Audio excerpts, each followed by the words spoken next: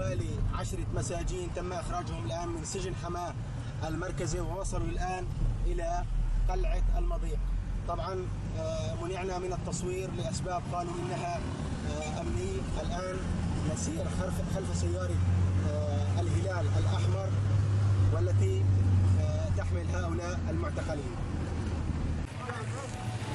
إذا كما نلاحظ عدد من سكان أهالي قلعة المضيق يقومون باستقبال هؤلاء السجناء الآن. لم يتسنى لنا أن نقابل أحد من هؤلاء السجناء لأسباب قالوا إنها أمنية. إذا نحن الآن في مدينة قلعة المضيق في ريف حماة الغربي. كما نلاحظ هؤلاء السجناء الذين كانوا في سجن حماة المركزي والذين تم الإفراج عنهم اليوم بعد الاعتصام الذي قام به السجناء في سجن حماة المركزي. وصل هؤلاء السجناء الآن إلى مدينة قلعة المضيق. تقوم كتائب المعارضة الآن الموجودة في قلعة المضيق بنقل هؤلاء السجناء إلى الأماكن التي يريدون الذهاب إليها.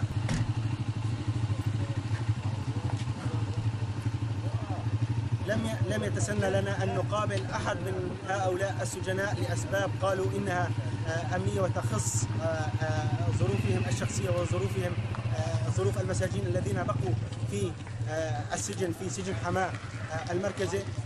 إذا كما ذكرنا أن العدد هو حوالي 30 معتقل تم الإفراج عنهم اليوم، ووصل الآن منهم 80 أشخاص إلى قلعة المضيق.